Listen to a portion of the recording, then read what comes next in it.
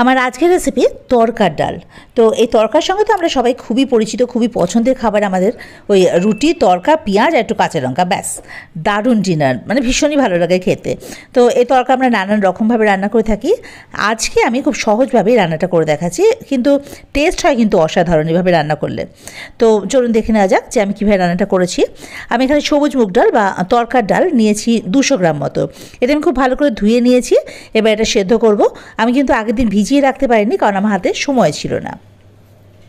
তো প্রেসার কুকারে এই যে আগে ডালটা ঢেলে দিলাম, দেবো পরিমাণ মতো জল।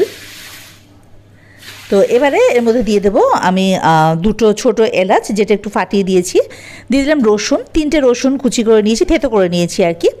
আর আদা কুড়িয়ে নিয়েছি এখানে আমি 1/2 ইঞ্চি মতো। দিয়ে দেবো স্বাদ অনুযায়ী নুন, আমি এখানে 1 টিস্পুন মতো নুন দিয়েছি। এবারে এর ঢাকাটা বন্ধ করে আমি 6টা মতো সিটি দিয়ে নেব।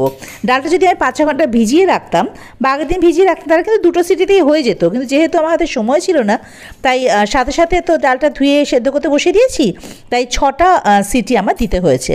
তো ভেপারটা বেরিয়ে গেছে এতক্ষণে, 6টা সিটি দেওয়া হয়ে গেছে। এই যে দেখুন, ডালটা কিন্তু খুব সুন্দর করে সেদ্ধ হয়ে গেছে, মানে একদম গলেও যায়নি, অথচ সেদ্ধটা খুব ভালো হয়েছে। এই যে ব্যাস, ডাল সেদ্ধ কমপ্লিট। এবার রান্নাটা শুরু করতে হবে।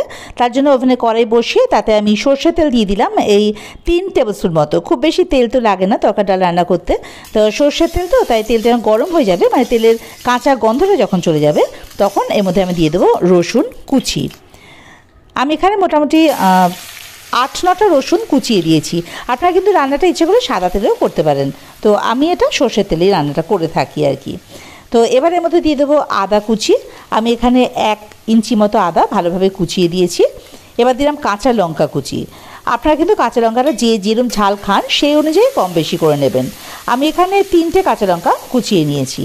এবারে মোটামুটি মিনিটখানেক সময় ধরে এটাকে একটু ভাজা ভাজা করে নেব, যাতে রসুনের কাঁচা গন্ধটা চলে যায়।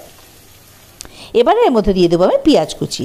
আমি এখানে 3টে মাঝারি সাইজের পেঁয়াজ কুচিয়ে দিয়েছি। আদা, পেঁয়াজ, রসুন সব কিছু কিন্তু আমি কুচোনো ব্যবহার করি তরকার ডালে। আপনারা বাটা দিতে পারেন, কিন্তু কুচোনো দিলে না এর টেস্টটা ভালো আসে, মানে খেতে খুব ভালো লাগে আর কি। এবারে এর মধ্যে আমি দিয়ে দেবো অল্প একটু নুন, কারণ তরকার ডালে তো নুন দেওয়াই আছে। আর দিয়ে দেবো হলুদ। হলুদ আমি এখানে 1/2 টিস্পুন মতো দিয়েছি। আর চিনি আমি খেতে দেবো আর কি 1 টিস্পুন। চিনিতে না এখানে মিষ্টিটা হবে না, কিন্তু কালারটা ভীষণ সুন্দর আসবে। এবারে আমি দিয়ে দেবো এখানে শুকনো লঙ্কার গুঁড়ো 1/4 টিস্পুন। এটা কিন্তু অপশনাল। শুকনো লঙ্কার গুঁড়োটা যদি আপনারা খেতে না চান তাহলে দেবেন না, কারণ কাঁচা লঙ্কা তো দেওয়াই আছে, তো না দিলে কোনো অসুবিধা হবে না। আমি জাস্ট ওই কালারটা, আমি তো কাশ্মীরি লঙ্কার গুঁড়ো আর দেবো না, ওটা যাতে আসে ওই জন্য অল্প একটু দিয়েছি আর কি।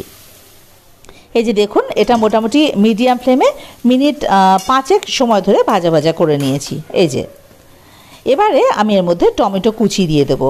আমি এখানে 2টো মাঝারি সাইজের টমেটো বেশ মিহি করে কুচিয়ে দিয়ে দিয়েছি। আবারও মিডিয়াম ফ্লেমে এই টমেটোটাকে খুব ভালোভাবে এর সঙ্গে কষিয়ে নিতে হবে, যাতে টমেটোর কাঁচা গন্ধটা একেবারে না থাকে। টমেটো, পেঁয়াজ, রসুন এগুলো কাঁচা গন্ধ থাকলে না পুরো রান্নাটাই একদম মাটি হয়ে যায়। তো এই যে দেখুন, মিনিট 5 সময় ধরে আমি কিন্তু টমেটোটাও এগুলোর সঙ্গে খুব ভালোভাবে কষিয়ে নিয়েছি। ফ্লেমটা মিডিয়ামে আছে এখনও। এবারে এর মধ্যে দিয়ে দেবো ধনে গুঁড়ো।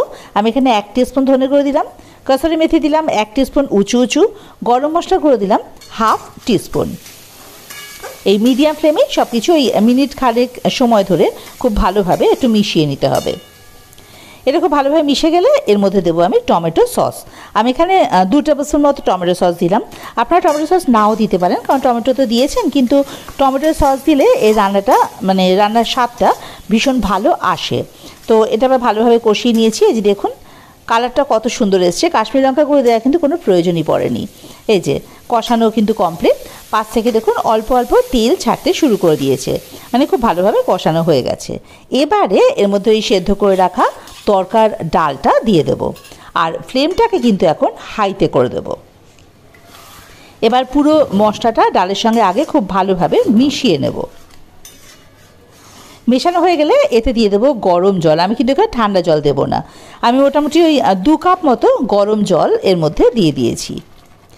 এবারে সব কিছু একসঙ্গে ভালোভাবে মিশিয়ে দিয়ে এটা ফুটে ওঠার জন্য অপেক্ষা করব। এটা ফুটে উঠুক।